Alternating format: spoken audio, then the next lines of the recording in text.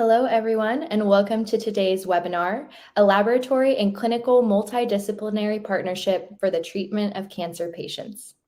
I am Antonina Salcido of LabRoots, and I will be your moderator for today's event. Today's educational web seminar is presented by LabRoots and brought to you by T2 Biosystems. To learn more, please visit t2biosystems.com. We encourage you to participate today by submitting any questions you may have during the presentation. To do so, simply type them into the Ask a Question box and click Send. We'll answer as many questions as we have time for at the end of the presentation. You may also submit any technical issues here as well if you have trouble seeing or hearing the presentation. I'd like to now welcome our speakers, Dr. James Snyder, Director of Microbiology and Infectious Diseases, Molecular Diagnostics at the University of Louisville Hospital, and Dr. Robert Emmons, Head of the Blood Cancer, Transplant, and Cellular Therapy Division at University of Louisville Health. Dr. Snyder, welcome. You may now begin your presentation. Well, thank you very much. And we'd like to thank T2 Biosystems for sponsoring this continuing education opportunity.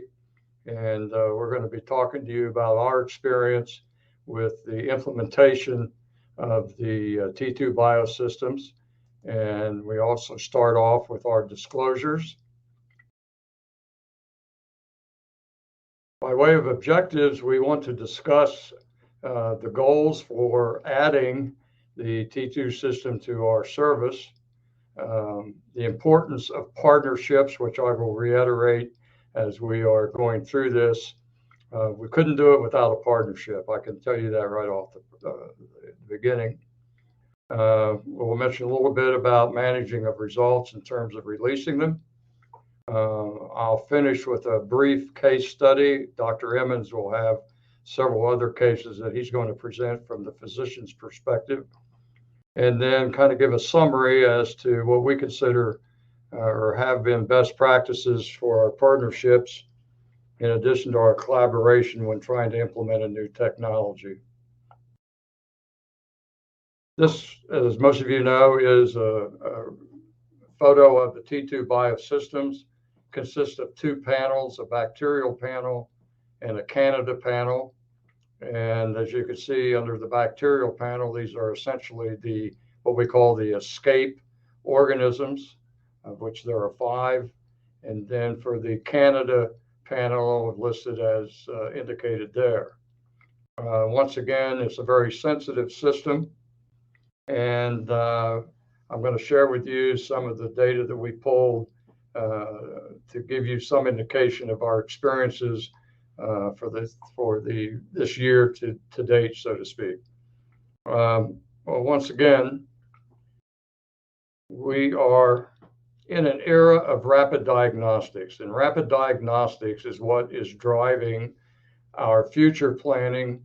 And I first became aware of the T2 Biosystem about 6 years ago. And at that time, we were under management by a private healthcare organization. And I was called by the vice president of operations of this managing company, and he said, "Are you familiar with the T2 Biosystems technology?" And I said, "Well, I've heard of it. I've not really had my hands on it, and et cetera."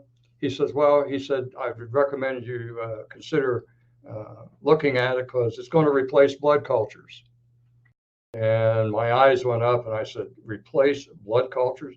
"Well, yeah, this is a direct system. You won't need to do blood cultures anymore." And I said, "Well, I find that very hard to believe, and I doubt whether it's designed to replace our blood cultures." But at that time, we had adopted the policy or the philosophy of rapid diagnostics. As many of you know, the technologies are there. They're continuing to be available. And I believe that we need to be pursuing state-of-the-art technology diagnostics when feasible and practical. So why rapid diagnostics? Why is this driving us? Well, we'd like to get an accurate but early laboratory diagnosis as soon as possible. In other words, culture-independent diagnostics or direct specimen testing. And as you know, or will know, the T2 Biosystem is a direct specimen testing. Yes, culture is still the gold standard, but culture has low sensitivity, obviously increased turnaround time, and sometimes or frequently we fail to identify the etiological agent with many of our methods, but I think the MALDI-TOF has really been the source of improved identification with its tremendous database in both the bacterial, the fungal, as well as the mycobacterial data set. We think that rapid diagnostics is very critical to influence or initiate therapy, and specifically targeted therapy, with ultimately the goal to reduce morbidity and mortality. And one of the features that I think is a benefit of a direct technology such as this is its support for antimicrobial stewardship, with the goal being to go from empiric therapy to narrow spectrum therapy, including targeted therapy. And sometimes decisions have to be made regarding, do we escalate, do we de-escalate, or can we terminate? So it depends on the situation. Obviously, to influence the unnecessary use of antimicrobials, and this is what's gotten us into trouble in the last several years with the resistance problems that we're contending with, along with the increased healthcare costs. We also think that rapid diagnostics will reduce poor outcomes in patients that have either acute bacterial infections or a fungal infection. And specifically, the examples there are sepsis, and in addition to bacteremia and fungemia. And we hope to impact on the reduction of length of stay and or readmission rates, which we defined as they are readmitted for the same reason of their initial admission. So once again, we think that the laboratory can play a key role in all these factors, but that is what's driving our thinking in terms of rapid diagnostics. So our goals for adding this system to our test menu was, how do we gain support, where do we need to start, and so forth. Keep in mind, we're back 6 years, and during that period of time, the hospital management, if you will, specifically led by the medical staff, terminated the relationship with the private managing company, and as a result of that, became independent, has since then grown to 8 hospitals and 4 small medical centers. So after we became aware of the technology and the new administration came in, I thought, we're back to square one. We're going to have to start over again. And as a result of that, we decided to develop a strategy to gain support for acquiring the technology. Well, the first thing that we did was to do an in-house performance evaluation with company support, of course. And in addition to that, perform a cost analysis, determine our direct cost for generating a reportable, and at the same time, work with management to determine our operational cost to the point that we knew what exactly it cost us to generate a result. Our other foundation was, on the selling point, was that it would support the sepsis program, which became very focused about 4 years ago. And we thought, with this system, we could directly support the sepsis program. We could also support the antimicrobial stewardship program. Once again, another benefit of this technology. We introduced about 3.5 years ago a diagnostic stewardship committee. In other words, we needed to decide through diagnostic stewardship if the assay should be available as an open assay where anybody can order it, or should it be restricted to certain services. So that led up to a pilot study. In addition to our concern about its performance, its accuracy, in comparison to the gold standard, of course, culture, we wanted to do another pilot study, which we partnered with pharmacy to determine what, if any, impact on patient management and outcomes on patient management and so forth, including length of stay. Now, we know in the transplant program that length of stay is not going to be impacted because of the severity and the complexity of those patients' disease process. Another question we had to answer was, these rapid technologies are designed to go 24/7. We needed a 24/7 staff to make this available around the clock. And so we went to administration, and since we became a core laboratory for the other institutions, including University Hospital, we were able to convince them that if we were going to be efficient and maintain a high level of productivity, we needed to be generating results 24/7, thus requiring a dedicated, and I emphasize dedicated 24/7 microbiology staff. And we were fortunate to get that support. And then COVID hit, and COVID, as for many of you, or if not all of you, completely disrupted our operation in that we had to divert several of our staff, technologists, to COVID testing 24/7 around the clock. So our 24/7 generation of other results, except for those immediate stat results, and this includes T2, really were not affected. There may have been some delays, but once again, we were able to maintain the course and provide the physicians with their results while we were doing COVID. It seemed like we were doing COVID all the time. Anyway, that's another story. And we also had to examine the impact on workflow. So all those factors were taken into consideration in terms of, here are our goals, now we need to accomplish those goals. So it was a multidisciplinary process to gain approval. As I mentioned, the laboratory cost analysis, the direct cost specifically, and the potential savings to the institution in antimicrobials, length of stay, and so forth. And that's a hard concept to sell to administrators. Potential savings to the institution. They're beginning to ask, what are we getting out of our investment in whatever the technology is? We're currently doing or creating a study to try to answer that question in more detail for the T2.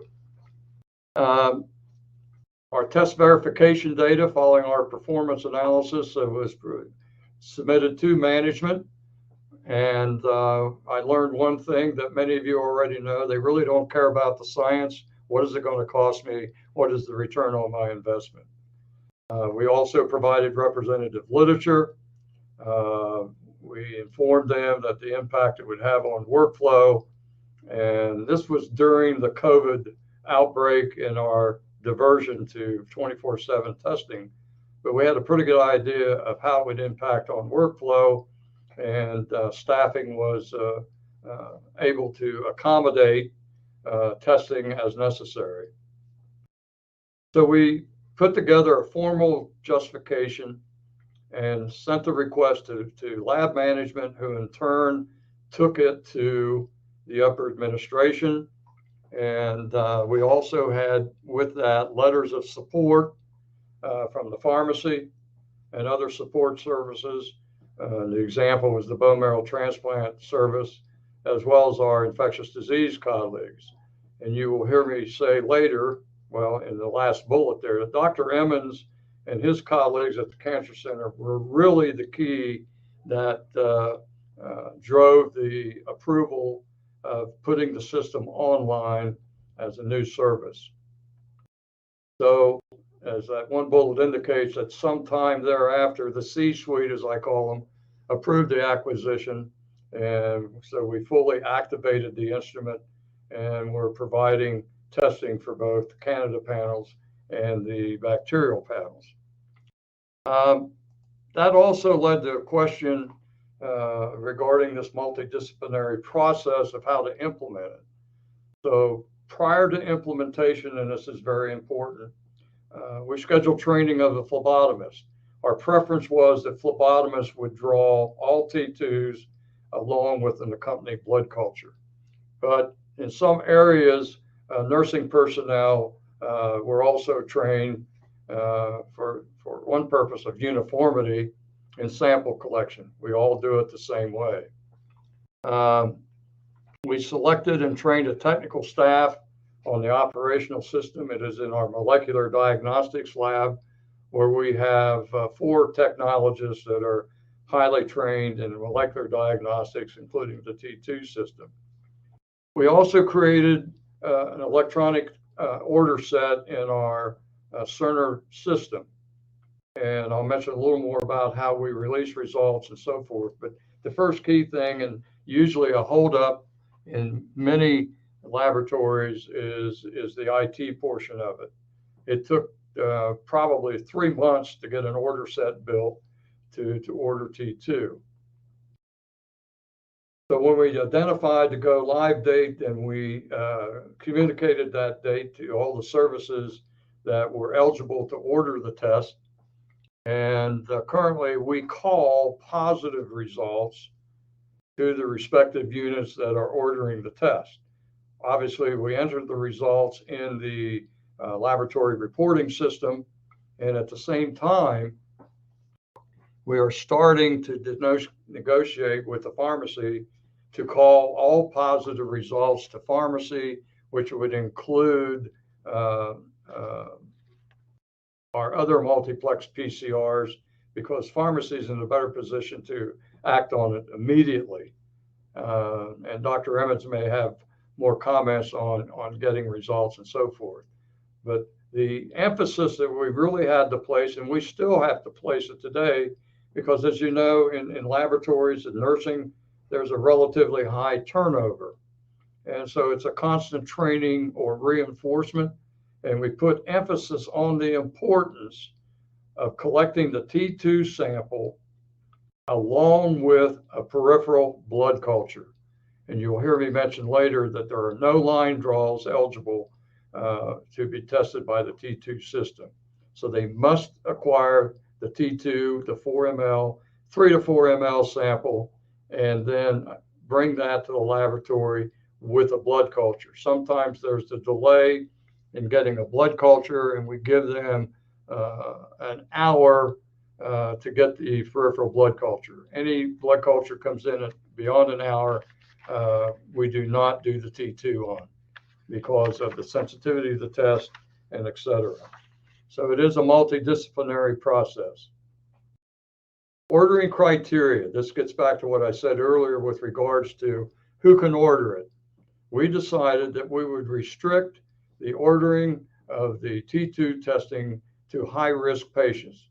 We went back and looked at epidemiology, and we found that in our transplant group, we've had the highest rates of fungemia, and in the non-transplant groups, it was bacterial. So that led us to make a recommendation. This is not a rule or a restriction, it's a recommendation. Intensive care patients, we recommend that they order a T2 bacterial panel. In the transplant programs, we recommend they order the Canada panel. In oncology, we also recommend ordering the Canada panel. The emergency room recommend that the T2 bacteria panel be ordered. And infectious disease can either order Canada or bacterial. Now, I want to remind you that they can order both panels at one time, but keep in mind that requires 2 3 to 4 ml blood specimens. Probably the biggest challenge was the training of phlebotomists, because there's a high turnover rate in phlebotomy, as well as nursing personnel. And once again, emphasize, if this is going to be done properly, you must collect the T2, and it must be accompanied by a peripheral blood culture. That is very critical. Here is some data that we pulled together from January to June of this year. I also sprinkled in some data from the past few weeks, kind of looking at our test volume and our comparison to culture. I think this has some interesting information. We did a total of 562 tests, and I will say that the majority of those tests were bacterial in nature, less so with the fungal panels. So the bacterial panels were in predominance. So I broke it down between the areas you see here, the T2 positive versus culture negative, the T2 negative to culture positive, and T2 positive, culture positive, and then the occurrence of invalids. Now, the T2 positive and culture negatives, you can see there were 12 positive candidate results and 40 bacterial. Once again, the bacterial panels were at the highest level. Somebody would question, what is a T2 positive and a culture negative? Those are good questions, and I think I don't really have a specific answer, but one question I have asked is, could this represent a transient bacteremia or a candemia, and the bacterial or fungal load in the actual blood specimen was so low, and we know that the blood culture sensitivity is around 60 to 70%. So that may account for the positive target versus a negative culture. So we know, as I said, that blood cultures lack sensitivity, and this could also be a result of a low volume of blood. We require 20 mLs per draw, 10 mLs divided between an aerobic and anaerobic bottle. If they want a fungus blood culture, we substitute the anaerobic bottle with a fungal bottle. But it's 10 mLs per bottle or 8 to 10 mLs per bottle. And we also know, once again, that the T2 technology has a higher sensitivity than culture. So that T2 positivity could mean several things, and the case I'll end with is the perfect example of that, which I'll show you in a few minutes. T2 negative, culture positive, we had one T2 candidate positive, and that happened to be duvalensis, and that organism is not on the target list currently for the system. 28 bacterial positives, and it's interesting when I went back to look at those, the majority of those bacteria that were recovered in culture and not detected by T2 were organisms that are not on the bacterial panel, or were none of the escape organisms, if you will. For example, Klebsiella aerogenes, Streptococcus pneumoniae, Cryptococcus neoformans, anaerobes, the Enterobacter cloacae complex. And then if we move over to the T2 positive, culture positive, I think it pretty much speaks for itself, but we did notice on 2 occasions we had a co-infection, one of which involved Candida parapsilosis and Pseudomonas aeruginosa. In that particular case, only the Pseudomonas aeruginosa was detected by the T2, and then the E. coli Serratia co-infection, with the E. coli being detected. We have run into some where the culture was positive and the T2 was negative, and these were organisms that for some unknown reason were not detected by the T2. If you look at the invalids, respectively for the candida and the bacterial panel, when you get an invalid, that indicates that the internal control was not detected. And the sources of these invalids we know are in part, we have more questions on this, but in part due to known interfering substances that can interfere with the detection of the internal control. For example, potassium EDTA, intralipids that are in concentrations of greater than or 160 milligrams per deciliter in the situations of lipemia, TPN and lipid emulsion, and also contrast that is used in MRI can interfere and give you an invalid result. Some other questions we've identified that need to be answered are, what impact do combination antibiotics have on generating invalids? We know that single antibiotic has no impact, but what about 2, maybe 3 antibiotics? What about the chemotherapy agents that are used. That has never been answered and needs to be studied, and hopefully we can be a part of that. But I thought it was very interesting, and I track this every day. And once again, as I said, this data represents primarily from January through June, but at the same time, I sprinkled in a few from the last couple of weeks. So I mentioned some of the reasons for non-concordance between the T2 and the culture. Once again, organisms not in the T2 beta, both bacteria and fungi. They're going to probably expand the database, and I just learned last week that they're going to be adding Acinetobacter. I mentioned the interfering substances. We also have a leading problem in our lab, which we are working diligently to correct. We get a significant number here lately, for sure, of QNS, quantity not sufficient. In other words, that T2 sample is less than 3 mLs.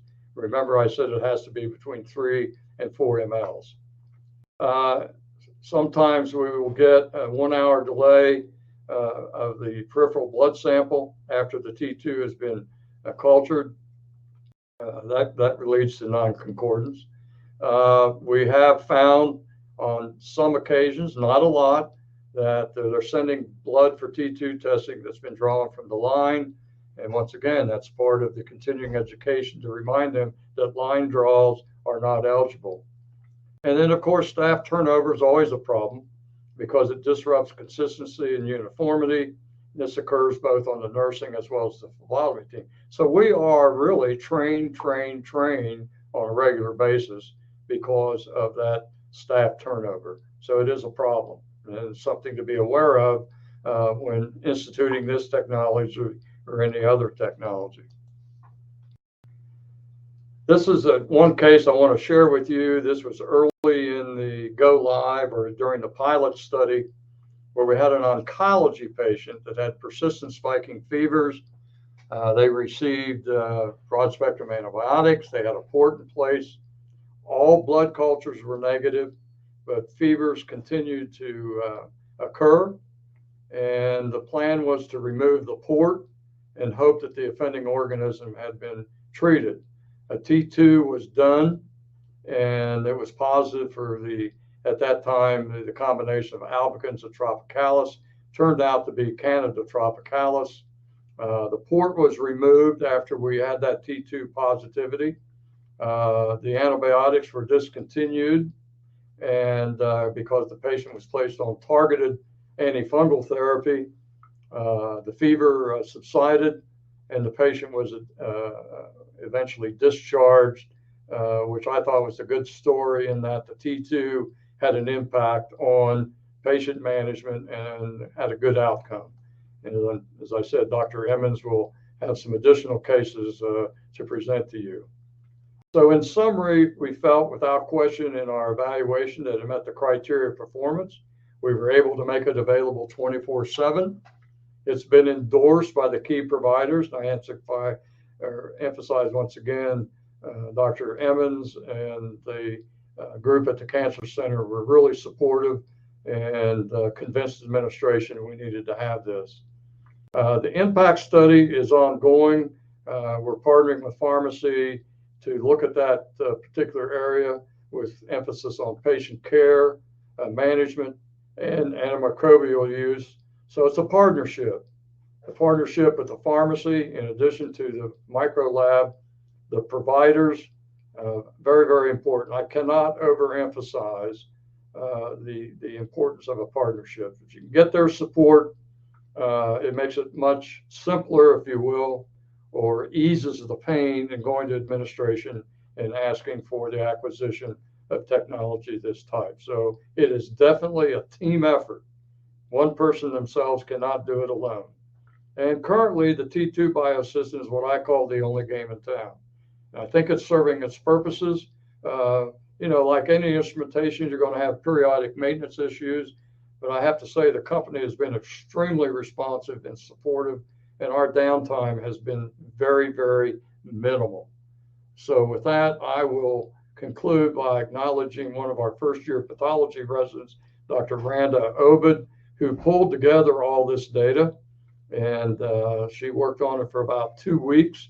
Once she understood the pattern and so forth, she did an outstanding job, and I wanted to acknowledge her. So at this time, I'm going to thank you, and I'm going to turn it over to Dr. Emmons. So many thanks to our partner in the infectious disease and microbiology world, James Snyder, who brought this to our attention. And my purpose in my talk today is to give you a little background in terms of the way we think about infectious disease and the evolution of our thinking that has affected what we care about in terms of detecting organisms going forward, and the vital need to detect early, to tailor therapy and alter outcomes, which have become increasingly dependent on our understanding of the changes that happen within patients in their microbiome and the relative risk of various organisms at various time points after their various therapies. So thanks to both T2 Biosystems and LabRoots for inviting me and including me in this presentation, and I don't have any disclosures that are pertinent to this talk today. So our patients are, of course, immunocompromised. They are immunocompromised in a number of different ways. They are certainly often immunocompromised because of low leukocyte counts, and that includes neutropenia, most notably early after many rounds of therapy, but also in our transplant patients especially, prolonged periods of lymphopenia, and therefore the types of organisms that we're most interested in detecting vary according to the phase of therapy that the patient is in. This graph that you're seeing in front of you is sort of a general graph of how engraftment occurs after transplant. The difference between this and patients undergoing, for example, induction therapy for AML or cycles of chemotherapy for lymphoma are that the relative depth and recovery times for B cells and CD4 T cells and plasma cells are in general shorter, but they can also be very profoundly affected, especially in the modern age of therapy. And as many of you know, we're moving into the cellular therapy age, which causes even more profound depletion oftentimes of these other cellular populations beyond neutrophils that have profound impacts on the relative likelihood of infection and also changes in the patient's response to immunotherapy. In general, there are three phases of risk that we talk about for our immunocompromised hosts in the heme malignancy world: the pre-engraftment, the post-engraftment, and the late phase. The pre-engraftment phase is predominantly the phase in which we are currently using the T2 systems, and that's why I really want to focus on that. And this is the period at which patients have had often high-dose chemotherapy or immunotherapy in such a way that their neutrophils and their cellular immune systems are quite compromised, and they are therefore predisposed to a variety of different bacterial infections. They are also often mucosally impaired in the mouth and through the entire alimentary tract, which makes it easier for the organisms to get into the bloodstream. Hence, early detection of these very high-risk infections in this high-risk population becomes vital. And as another side, as we'll talk about in a few later slides, we don't want to overdo the suppression of both organisms and immune systems in these patients. So less is better, as we have learned evolutionarily over time. As you can see, it's not just bacteria, although bacteria and fungus are, of course, the major discussions in our discussion of the T2 system today, but there are certainly viruses and other arms of the bacterial microbiome that affect the course of transplant and immune recovery, including archaea now that are emerging that we'll talk about briefly at the end of the talk if you'd like. Given this, the management of the patients involves considerations of primary prevention, that is things like immunization and prophylaxis with various bacterial, antibacterials or antifungals. Secondary prevention, which the T2 system is, of course, a vital potential member of because of the early detection and treatment of often very serious infections, bacterial and fungal most notably. But There are certainly respiratory viruses, other viruses, and mold that we are often very worried about in these neutropenic patients who are often immunocompromised, not just from their immediate therapy, but their many rounds of previous therapy. And finally, tertiary prevention, the management of conditions that predispose patients, is another thing to touch on, and I'll talk about that in the context of the microbiome to come. In the long term, we have noted, and these are things that have arisen over the last 50 years of understanding in immunocompromised patients in transplant, that unfortunately relapse and infection play the greatest roles in the mortality risk for our patients still. And so certainly the early detection and treatment of these very serious infections is a critical part of the overall outcome.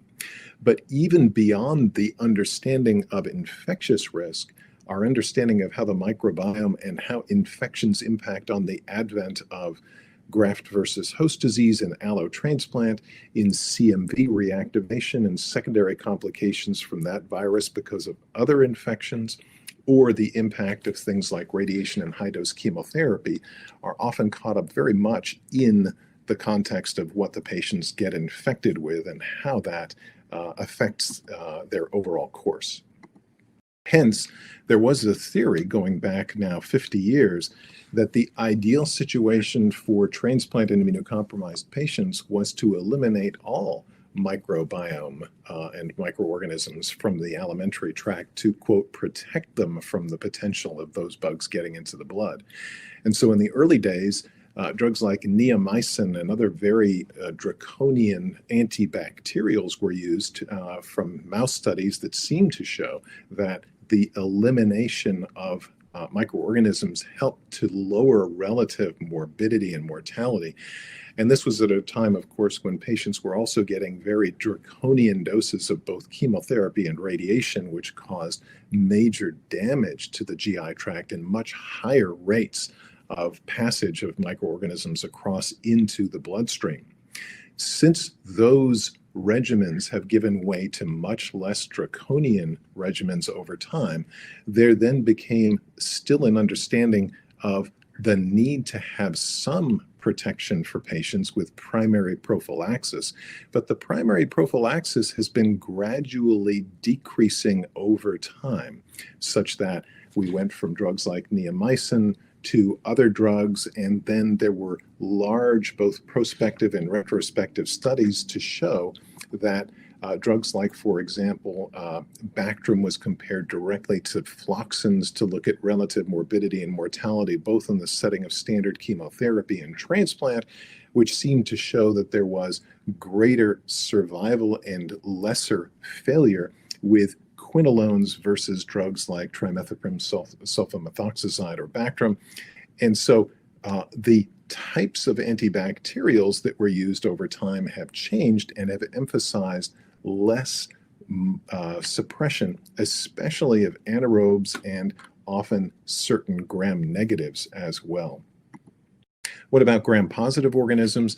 In general, there's been no evidence that prophylaxis against gram-positive organisms in blood transplant, in blood cancer or transplant has been necessary. However, there are now emerging data about the importance of VRE in allotransplant and immunomodulation as part of the crosstalk that occurs within the alimentary tract between the immune system and microorganisms over time.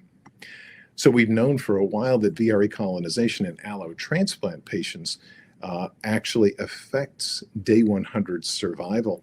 And there was a lot of confusion about this because it didn't seem to be directly related to the actual infection with VRE. And from that then came the realization early on, and this is going back 15 years or so, that the organisms that line the alimentary tract have an interplay with both the alimentary cells as well as the immune system cells in setting up a crosstalk that helps to prevent the overgrowth of certain very pathogenic organisms over time. Hence, in this PLOS Pathogens paper, which is a review article about how the risk of enterococcal bloodstream infections and the risk of candidal infections increases as one eliminates certain key members of anaerobic commensal bacteria in the alimentary tract, because specifically of crosstalk and trophic mechanisms that occur in the epithelial cells of the GI tract. We gained an understanding of how we can do damage to patients by overdoing antibacterial prophylaxis. So we've pulled way back in our prophylaxis in the modern age.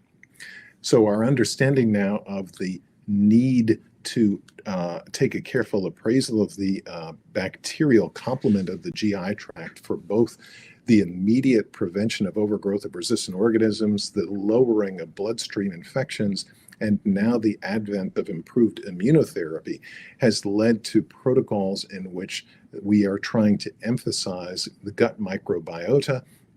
And we are doing this now through narrowing the targeting of antibiotics and avoiding as much as possible the addition of other antibiotics, especially early in the course, which is, of course, why systems like T2 are so important to help us both avoid too much primary prophylaxis and too early addition of secondary treatment into the course of these patients' therapies. Invasive mold is still a major issue for us as well, and I know certainly Candida is what the T2 systems are currently testing for, but I want to emphasize that for many of our patients, not just Candida, but invasive mold becomes a critical issue to detect early as well. This is something for future discussions, but I want to make clear to everybody what a major issue that is for our patient. About that. And this is to show that during periods of neutropenia, especially those that go on for longer than 20 days, the risk of invasive mold infections goes way up. So we want to do a better job detecting certainly early candidemia, but also invasive molds. We also realize that just like for antibacterials, the early inclusion of antifungals can also have profound effects on the microbiome as well. And just to emphasize for everybody, the microbiome is this complement of bacteria that grow within each of our systems. All of our non-sterile body surfaces, especially our alimentary tract, are characterized by specific organisms. In fact, humans have about 23,000 genes, but our combined microbiome has about 33,000 genes, and 33,000, so 3.3 million is what I should say, genes. Some bacterial genes only benefit the host, but some are mixed, like those that give us, for example, the ability to make vitamin K in our gut. It's dominated predominantly by anaerobic bacteria and the phyla that I've listed here, and is very diverse in normal, healthy persons to help prevent both local and systemic inflammation and optimize immune function. So it's very important to have a symbiotic microbiome. We've learned that this is critical not only just for normal immune function, but prevention of overgrowth of pathogenic bacteria, prevention and trophic growth of the GI tract to prevent breakdown of the GI tract. And now increasingly it's become apparent that the success of immunotherapy in cancer is critically tied up with the influence of the microbiome on our immune system. This is a recent review article which goes over the many diverse ways that the gut microbiome influences CD8 function, natural killer cell function, dendritic antigen presentation, and other arms of the immune system.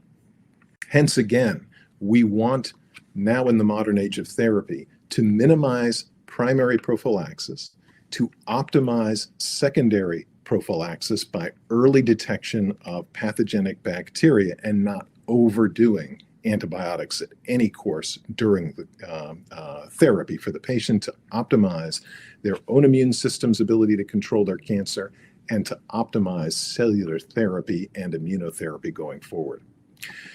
So some things about what we have witnessed in terms of the T2 system for our own population. I have listed here some patients who had a positive T2 result and a negative culture subsequently, which is not an uncommon result in our population. Many of the results that we've been seeing are for Pseudomonas organisms, and one had a coincident infection with Klebsiella as well. Somebody's telling me they've lost connection with me. Can people hear me? Somebody can tell me whether I'm still coming through. I think I'm still coming through. In any event, I am on slide 34. Yes, good. So Pseudomonas is a big issue. Why is it such a big issue in our population? Well, again, we are trying to avoid as much as possible draconian early antibiotics in our population. And Pseudomonas is a very common gut commensal and is often, therefore, at low levels in GI tracts of our patients when they have their first fever.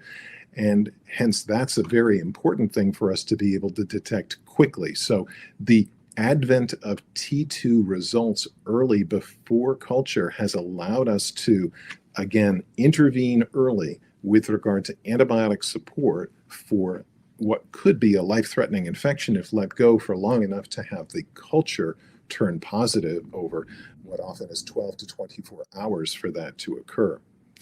2 out of 10 had Candida parapsilosis. One also had, coincidentally with it, Pseudomonas.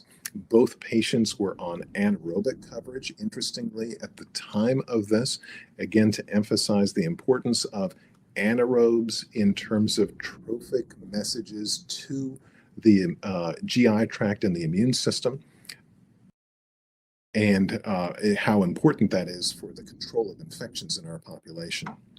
One had Enterococcus faecium, one had Staph aureus, and all of these positive T2 results with negative cultures happened relatively early in the course of our patients. We did treat based on these T2 results.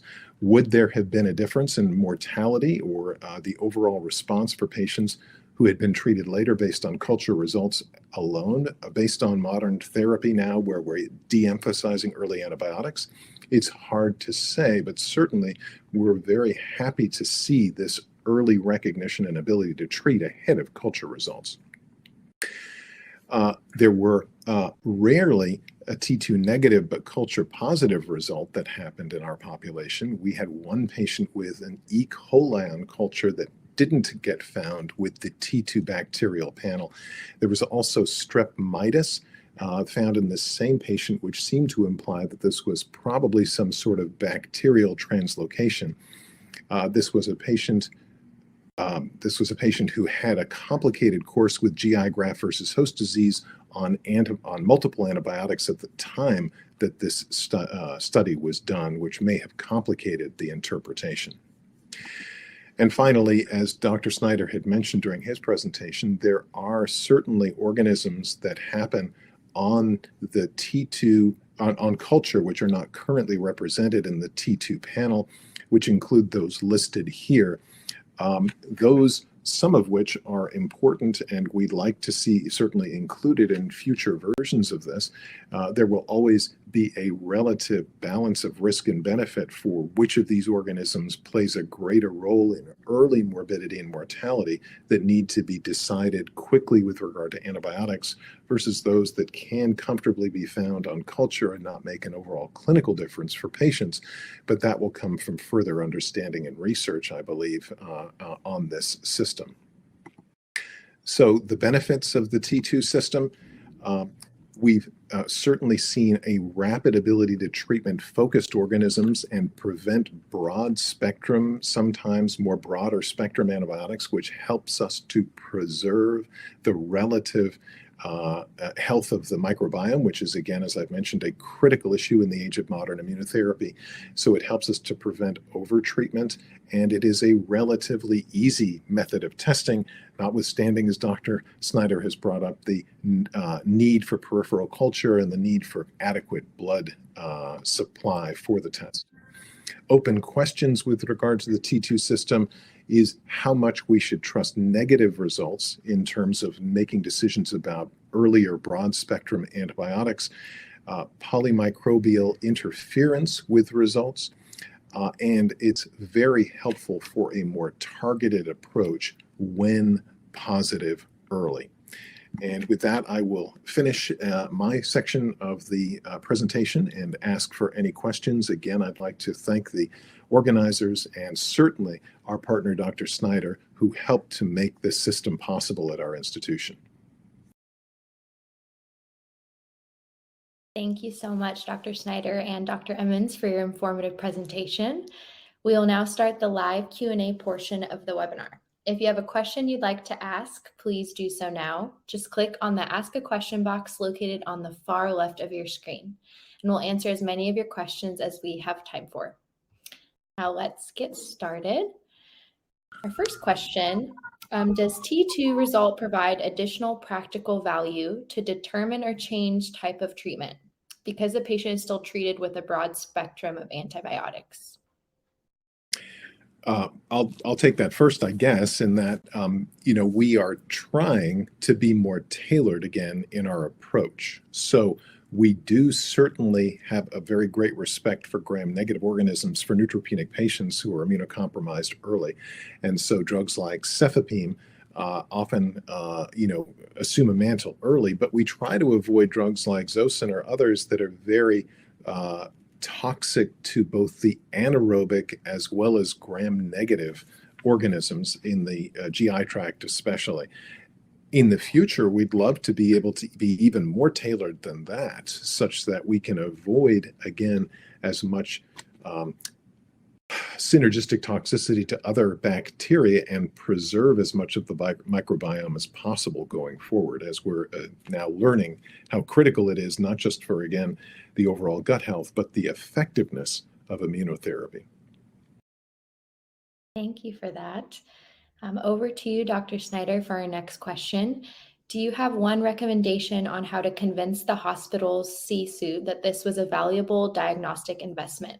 And second part, also, have you been asked to periodically or retrospectively justify the value of the test? I'm anticipating that last question to be coming forward. I've learned that with a couple other of our technologies. So we have to be prepared to respond to those questions. Regarding your first questions, I think the best answer I can give you is show them the data, indicate what it means, and the value added that this technology will have to patient management. And that combined with the support of the service such as Dr. Emmons and his group to bring this forward. So be prepared to deal with the administrators more for the financial aspect, but the clinical value added that this technology will have. But there will be a time when we're going to have to prove that this technology or their investment did end up in a positive manner as opposed to underutilization. We learned that with another technology, which prompted us to start a rather intense educational process of the medical staff. And I think that's beginning to pay off. So it's a combination of the finances, but from our perspective, the clinical impact and the support of the providers. Great, thank you. Another question for you. What other patient populations is this testing used for, and how does it differ? Well, the emergency medicine patients, as I indicated, the intensive care patients, infectious disease can order the test because they get many consults. Any physician other than on those services, if they want the test, are encouraged to get an ID consult for approval purposes. But right now it's restricted to those areas that we've listed in our discussion: intensive care units, emergency medicine, oncology, and of course the transplant programs. Thank you. Our next question for Dr. Emmons. Can you talk a little more about the patients with polymicrobial infections? were the infections identified with the same T2 panel or at different draw times over the course of the patient's stay? So in the ones that I mentioned, they were with the same culture and T2 panel. So there were certainly other cases that I haven't talked about in which there were evolutions of other bacterial infections that happened over time in these patients, because again, many of these patients are in the hospital for weeks with their various forms of immunotherapy, and things can change over time. Again, this is to emphasize how critically important it is to try to preserve the gut health and the microbiome in these patients as well as possible to help avoid the evolution of worsening relative immune system problems and resistance in organisms that develop over time. So again, tailoring responses by early understanding of what organism is playing the greatest role is the solution to the problem in the long run. And so greater use of systems like this will, I think, help us to get there. Thank you. Another question for you. What steps or data did your team need in order to build clinical confidence in the T2 test results? Well, we just needed to use it and see how it compared to the gold standard of culture as far as the way our team has been seeing and adopting this over time. The thing that I guess we're still a little less comfortable with is the question of how to really interpret negative results, how much we can trust the absence of serious bacterial infections that require broader spectrum antibiotics when the T2 comes back negative within that early period before cultures are available. So that's something that I think it will take time and familiarity, but we'd love to see greater results from other groups about that as well. Thank you. We have time for just a few more questions. Back to you, Dr. Snyder. Is this work discussed as part of Antimicrobial Stewardship Committee or other clinical committees? Well, the Antimicrobial Stewardship Committee obviously is one of our partners, and they have accepted T2, and we're getting ready to do a study with pharmacy on the impact that it has on antimicrobial use. So that is yet to be completed, but once again, they have been very supportive of what we're doing, and we're instrumental in their letter writing to prompt the administration to endorse this. But I have to once again mention that Dr. Emmons and his group were really the ones that put it over the top. Thank you. I'll end with one more question here. Is how are the results reported from the laboratory to the clinical teams? Well, two ways. The standard way is the electronic, but we call those results as well. And pharmacy now has visibility on our reports, so they know, although we don't call them yet, but they know almost as immediately after we call the unit or the provider. And in reality, we call the unit, and we inform them of what has been detected. And of course, with that, it's you record that as for accountability purposes. Who did you talk to? Have them repeat it, and it'll show up in the electronic report within minutes after we make the call. Great. Thank you again so much, both Dr. Snyder and Dr. Emmons, for your time today and your important research. We'd also like to thank LabRoots and our sponsor, T2 Biosystems, for underwriting today's educational webcast. Before we go, I'd like to thank the audience for joining us today and for their interesting questions. Any questions we did not have time for today and those submitted during the on-demand period will be addressed by the speakers via the contact information you provided at the time of registration. This webcast can be viewed on demand, and LabRoots will alert you via email when it's available for replay. We encourage you to share that email with any one of your colleagues who may have missed today's live event. Until next time, take care, everyone. Goodbye. Thank you.